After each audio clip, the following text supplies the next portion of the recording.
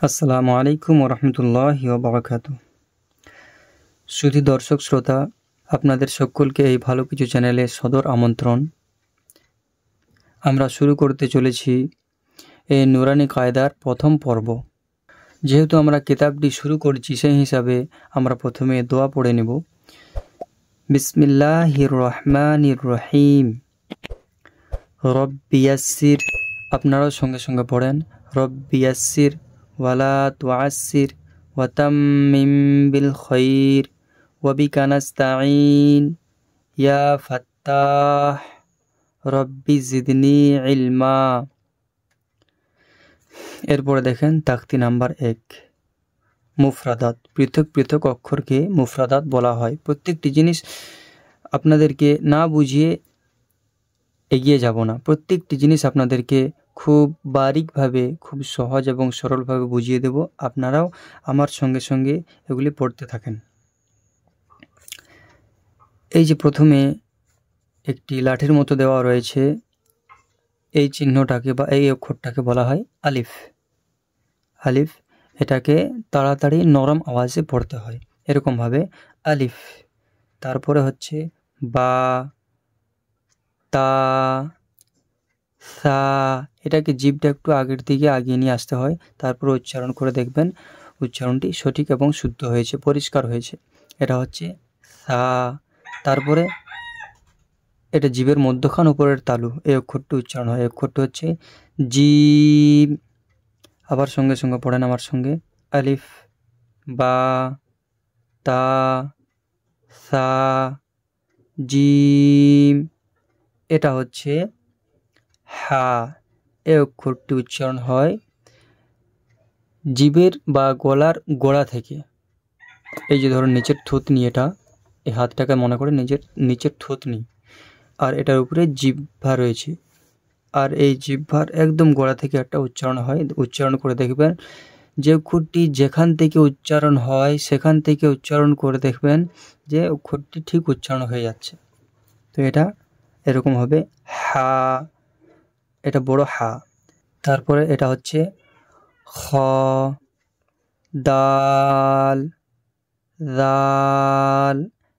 আরেকটা জিনিস দেখে নেন, এই যে 1 নাম্বার লেখা রয়েছে, 1 নাম্বার, এখানে 1 নাম্বার লেখা রয়েছে, এগুলিতে কম টান হবে, এগুলিতে একালিফ টান হবে।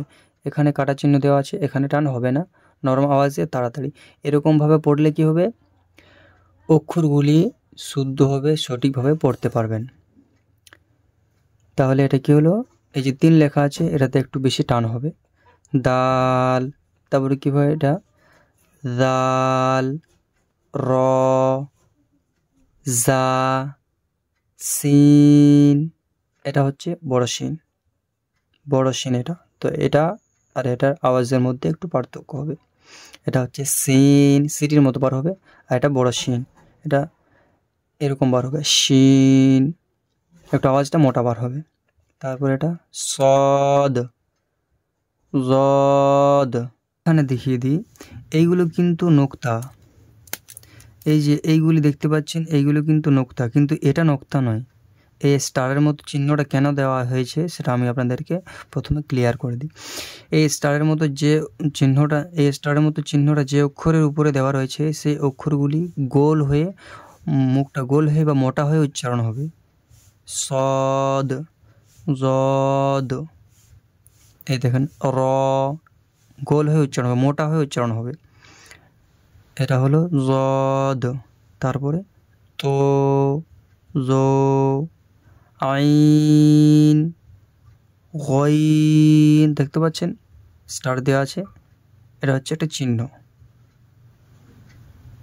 এটা মোটা হয়ে উচ্চারণ হবে। গইন, এটা ফা। ফা কিন্তু একটু ভালোভাবে পড়বেন, দুটো ঠোঁট মেলাবেন না। উপরের দাঁতের ডগ, উপরের সামনের দাঁতের ডগ এবং নিচের ঠোঁট মিলিয়ে পড়বেন, দেখবেন ঠিক উচ্চারণ হচ্ছে। হালকা হালকা বাতাস বার হবে, ফা, ফা, ফা হবে না কিন্তু ফা হবে। তারপরে এটা এখানে স্টার দেওয়া আছে, এটা গোল হয়ে উচ্চারণ হবে। কফ, এই জিনিসগুলো যেগুলো দেখিয়ে দিচ্ছি এগুলো কিন্তু ভালো করে মনে রাখবেন, দেখবেন পরবর্তীতে এই জিনিসগুলি আপনার একটা বহুত কাজে আসছে। এইখানে দেখেন দেওয়া আছে খ র স জদ তো জো গইন কফ, এটা হচ্ছে কফ, তারপরে কাফ, লাম, মিম, নুন, ওয়াও, হা। এই দেখেন এটা হচ্ছে ছোট হা, এটা হচ্ছে বড় হা। এটা কিন্তু গোলার গোড়ার থেকে উচ্চারণ হয়, যেটা বলেছিলাম আমি পূর্বে। এটা হচ্ছে হা, আর এটা হলো হা। এটা হচ্ছে হামজা, এটাতে একটু টান হবে না, নরম আওয়াজে তাড়াতাড়ি হামজা। এটা ইয়া, তারপরে ইয়া। তাহলে আলিফ থেকে ইয়া পর্যন্ত আমাদের অক্ষরগুলি পাঠ করা বা পড়া হয়ে গেল। তো প্রিয় বন্ধুরা, আপনারা আমার সঙ্গে সঙ্গে একটু আলিফ থেকে ইয়া পর্যন্ত পড়ে নেন। আলিফ, বা, তা, সা, জিম, হা, খ, দাল, জাল, র, জা, সিন, শিন, صاد ضاد তো জো আইন গইন ফা কফ কাফ লাম মিম নুন ওয়াও হা হামজা ইয়া ইয়া। আমাদের এই পৃষ্ঠাটি পড়া হয়ে গেল। এরপরে আসি আমরা দ্বিতীয় পৃষ্ঠায়। প্রথম পরিচ্ছেদ কিন্তু এখনও পর্যন্ত শেষ হয়নি। এরপর আমাদের এই বক্সের মতো যেটা দেখতে পাচ্ছেন, এখানে রয়েছে আমাদের অক্ষরের পরীক্ষা। আমরা যে আলিফ থেকে ইয়া পর্যন্ত পড়লাম, এই অক্ষরগুলি আমাদের জেহেনে বসেছে কি না সেটা আমাদের এখানে পড়লে আমরা বুঝতে পারবো। এই যে দেখতে পাচ্ছেন, এইগুলি পড়বেন এমনভাবে যাতে করে আলিফ বলার সঙ্গে সঙ্গে আমার জেহেনের মধ্যে, আমার ব্রেনের মধ্যে বসে যায় আলিফের আকৃতিটা কীরকম, এরকমভাবে আমাদেরকে পড়তে হবে। বা বলার সঙ্গে সঙ্গে আমাদের জেহেনে যেন বসে যায় বায়ের আকৃতিটা কীরকম, বা বলার সঙ্গে সঙ্গে যেন তায়ের আকৃতি আমাদের জেহেনে না আসে, তাহলে কিন্তু আমাদের ভুল হবে। তো এইগুলি এরকমভাবে আমাদেরকে পড়ে জেহেনের মধ্যে বসিয়ে নিতে হবে। চলুন আমাদের অক্ষরের পরীক্ষা দেখি, আমাদের অক্ষরের পরীক্ষা হয়েছে কি না। অক্ষরগুলি আমাদের পড়া হলো অক্ষর পরীক্ষা। আমরা পূর্বে আলিফ থেকে ইয়া পর্যন্ত পড়ে নিয়েছি। এখন এই আলিফ থেকে ইয়া পর্যন্ত যে অক্ষরগুলি রয়েছে, ওই অক্ষরগুলি এখানে এলোমেলো করে দেওয়া রয়েছে। কোন অক্ষরটি কীরকম আর এর নাম কি সেটা আমাদেরকে ঠিক করে পড়ে নিতে হবে। এটা হচ্ছে অক্ষরের পরীক্ষা। আমরা ভালো করে দেখিনি আমাদের অক্ষর পরিচয়গুলো ঠিক হয়েছে কিনা। তা, তো, সা, সিন, হা, সদ, শিন, হা, খ, এটা কিন্তু ছোট হা, হা, খ, র, কফ, জাল, জা, জদ, জো, আলিফ, আইন, নুন, বা। বা উচ্চারণ করা খুবই সহজ। দেখবেন দুটি ঠোঁট মিলাবেন, দুটি ঠোঁটের শুকনো হিস্সা যেটা সেটা মিলাবেন, দেখবেন বা খুব সুন্দরভাবে উচ্চারণ হবে। বা, জিম, জিমের উচ্চারণ কেমন, জিভের মধ্যখান উপরের তালু। আপনাদের যদি কোনো জায়গায় কোনো কিছু বুঝতে অসুবিধা হয় তাহলে আপনারা অবশ্যই কমেন্ট করতে পারেন। আর এত দূর যে পড়া হয়েছে এমন নয় যে এত দূরের মধ্যেও কারো সন্দেহ থাকলে কমেন্ট করবেন, ব্যাপারটা এমন নয়। আপনাদের এই কায়দার মধ্যে যে কোনো জায়গায় যদি কোনো অসুবিধা হয়ে থাকে বুঝতে, আপনারা কমেন্ট করে আমাকে জিজ্ঞাসা করতে পারেন। তাহলে অক্ষরটি কি, জিম, ফা। ফা কিন্তু উচ্চারণ ভালোভাবে দেখে নেবেন। ফায়ের উচ্চারণ কিন্তু উপরের সামনের দাঁতের কিনারা আর নিচের ঠোঁটের ভিজা অংশটা দেখবেন ঠিক উচ্চারণ হয়ে যাবে। ফা, গইন, ইয়া, মিম, লাম, দাল, কাফ, এটা কিন্তু গলার গোড়ার একটু আগে গিয়ে উচ্চারণ হয় এটা, কাফ।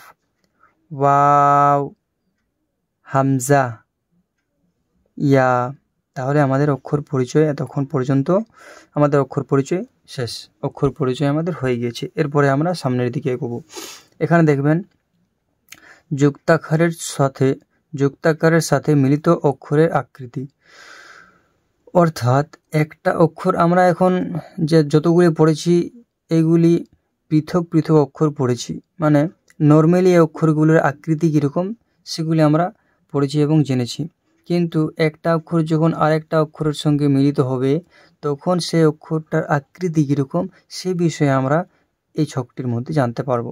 ধরেন আপনাদের সামনের বাড়ির কোনো একটা ছেলের নাম খালিদ রয়েছে, সে ঘরের পাশাপাশি এক রকমের পোশাক আশাক পরে আর বাইরে গেলে আর এক রকমের পোশাক আশাক পরে।